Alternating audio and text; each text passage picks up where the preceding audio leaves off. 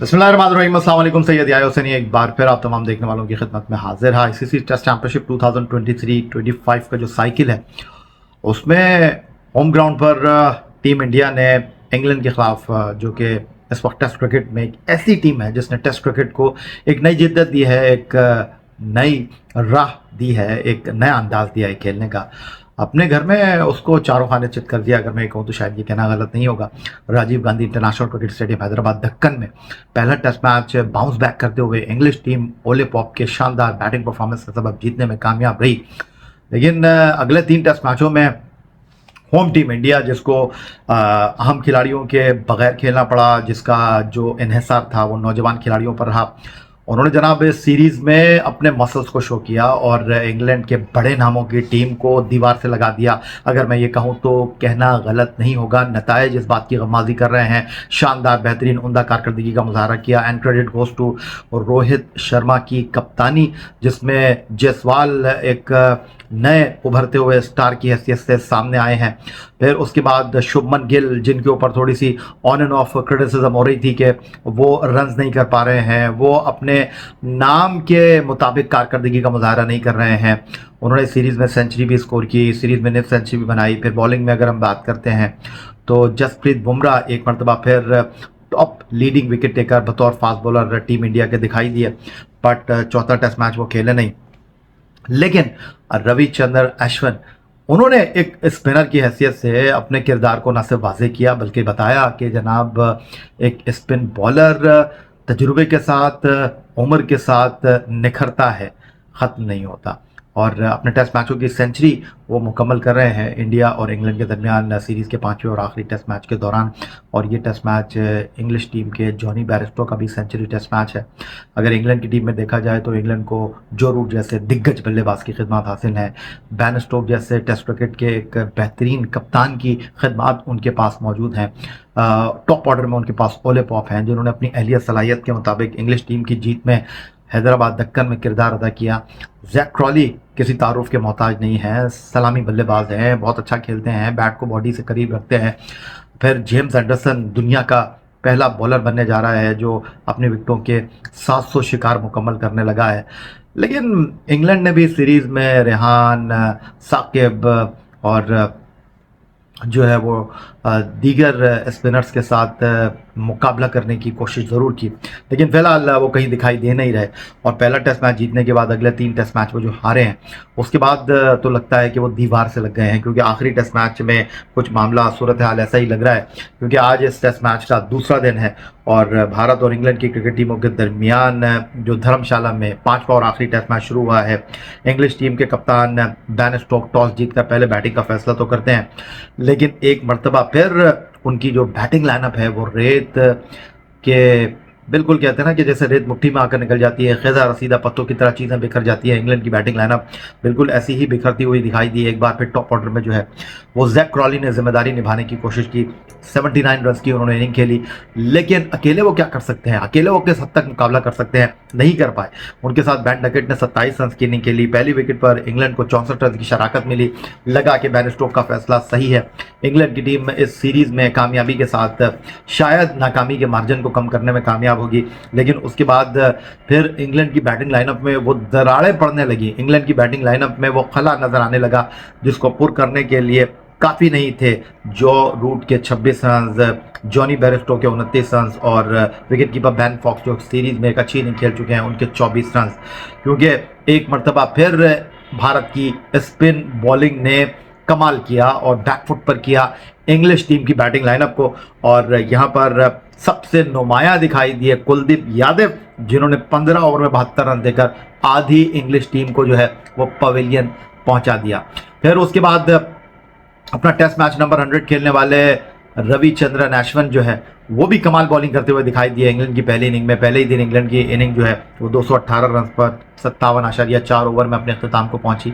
100 over भी England की team अपनी पहली इनिंग में खेल नहीं पाई और दबाव में और एक हिजान की सी कैफियत में इंग्लिश टीम इस वक्त दौरे इंग्लैंड में, दौरे भारत में दिखाई दे रही है और वो संभल नहीं पा रही है। अब उनके पास लुटाने के लिए भी कुछ बचा नहीं है, उनके पास अब अपने आप को साबित करने के लिए भी कुछ बचा नहीं है, क्योंकि मुकम्मल तौर पर वो सिवाय पहले टेस्ट मैच के अगले टेस्ट मैचों में नाकाम दिखाई दिए हैं और आखिरी टेस्ट मैच मैच में धर्मशाला में भी लगता नहीं है कि वो उठ पाएंगे। तमाम 10 की 10 विकेटें भारत के स्पिनर ले गए, 4 आउट किए अश्विन ने, 5 आउट किए अश्विन ने और एक खिलाड़ी को आउट किया रविंद्र जडेजा ने। खासतौर पर मैं यहाँ पर कुछ बात करना चाहूँगा कुलदीप यादव के हवाले से। वो एक नए आगाज की तरफ जा रहे हैं और 29 साल के उत्तर प्रदेश के कुलदीप यादव जो कि बाएं हाथ के बैट्समैन हैं, बाएं हाथ के slow left arm wrist spin bowler हैं, अपना 12वां टेस्ट मैच खेल रहे हैं और लगभग इस सीरीज में 100 ओवर के दौरान वो 17 से ज़्यादा विकेटें हासिल करने में कामयाब हो गए हैं। और अगर मैं उनकी परफॉर्मेंस की बात करता हूं तो उन्होंने एक नई परफॉर्मेंस का मुजाहरा किया है, एक शानदार कारकर्दगी का उन्होंने मुजाहरा किया है और इस सीरीज़ में लगभग 100 ओवर्स के दौरान उन्होंने, जिस तरह मैंने आपको बताया कि 17 खिलाड़ियों को पवेलियन की राह दिखाई है और फिर उन्होंने जो आखिरी 30 विकेटें हैं, अगर मैं बात करना आपसे चाहूँ तो ये आखिरी 3 विकेटें जो हैं उन्होंने कुछ लगभग 9 से 10 ओवर के दरमियान जो है वो 30 ओवर में 9 से 10 आउट किए हैं इंग्लैंड के। और उसके बाद अगर मैं बात करता हूं तो सिर्फ 2000 से भी कम गेंदों पर उन्होंने अपनी विकेटों की निफ सेंचुरी मुकम्मल की है और बतौर स्पिनर ये वो फास्टेस्ट परफॉर्मेंस देने में कामयाब हो गए हैं। उनसे पहले अक्षर पटेल जो थे वो आगे थे, 2021 में इंग्लैंड के दौरे में उन्होंने अपने 50 मुकम्मल किए थे टेस्ट क्रिकेट में आउट करके। लेकिन अगर हम फास्टेस्ट टेस्ट विकेटों की बात करते हैं तो जनाब यहाँ पर 19वीं सदी में जॉनी ब्रिंक्स जो थे वो फास्टेस्ट स्पिनर के तौर पर सामने आए थे, लेकिन कुलदीप यादव जो है वो टेस्ट क्रिकेट में अपनी विकेटों की निफ सेंचुरी मुकम्मल करने वाले जो है वो भारत के तेज तरीन स्पिन बॉलर बन गए हैं। स्पिनर हैं लेकिन तेज तरीन, उन्होंने 50 आउट किए अपने। और फिर 5वें और आखिरी टेस्ट मैच की अगर मैं बात करता हूं तो इंग्लैंड के 218 रन बोर्ड पर बहुत कम दिखाई दे रहे हैं और मुझे नहीं लगता कि इंग्लैंड की टीम जो है वो इस टेस्ट मैच में भारत की अगर पहली इनिंग में बारी लंबी हो जाती है, वो लंबी बारी ले लेते हैं और बाज़ाहिर इस बात का इम्कान मुझे दिखाई दे रहा है। आज टेस्ट मैच का दूसरा दिन है और मुझे लगता नहीं है कि इंग्लैंड की टीम जो है वो अपने मसल शो कर सकेगी। इंग्लैंड की टीम बुरी तरह से जो है वो इस सीरीज़ में डैमेज हो चुकी है, लगातार 3 टेस्ट मैच वो हार चुके हैं, सीरीज़ वो हार चुके हैं, सीरीज़ में 3-1 के खसारे में है। 5वां और आखिरी टेस्ट मैच क्या वो जीत सकेंगे? बाज़ाहिर इतना आसान है नहीं है, क्योंकि एक मरतबा फिर इंग्लैंड को जो एक डेंट बैटिंग में मिला, बॉलिंग में भी वो अपने आप को संभाल नहीं पाए। एक और सेंचुरी स्टैंड भारत को जायसवाल देने में कामयाब हुए। कप्तान रोहित शर्मा के साथ उन्होंने एक अच्छी शराकत दारी की। रोहित शर्मा स्टिल अभी बैटिंग कर रहे हैं जब मैं ये इस वक्त वीडियो कर रहा हूँ और शुभमन गिल वो भी अपनी निफ सेंचुरी मुकम्मल कर चुके हैं, वो भी इन फॉर्म बैट्समैन हैं। जायसवाल उन्होंने 58 गेंदों पर 57 रन की इनिंग खेली और शुएब बशीर की गेंद पर वो पवेलियन लौटे। और इस सीरीज़ में अगर मैं बात करता हूँ जायसवाल की तो उन्होंने एक नई तारीख रकम की है। किसी एक सीरीज़ में सबसे ज़्यादा रन बनाने का उन्होंने विराट कोहली का जो रिकॉर्ड है वो अपने नाम कर लिया है और अब इस सीरीज़ में जो है वो जनाब आगे निकल गए हैं। और प्रीवियस रिकॉर्ड जो था वो इंग्लैंड के खिलाफ ही 655 रन का था और जायसवाल जो हैं वो अब तक इस सीरीज़ में 700 रन कर चुके हैं। किसी एक सीरीज़ में भारत के लिए सबसे ज़्यादा रन 774 हैं। सुनील मनोहर गावस्कर ने वेस्ट इंडीज़ में 1970-71 में ये मामला किया था।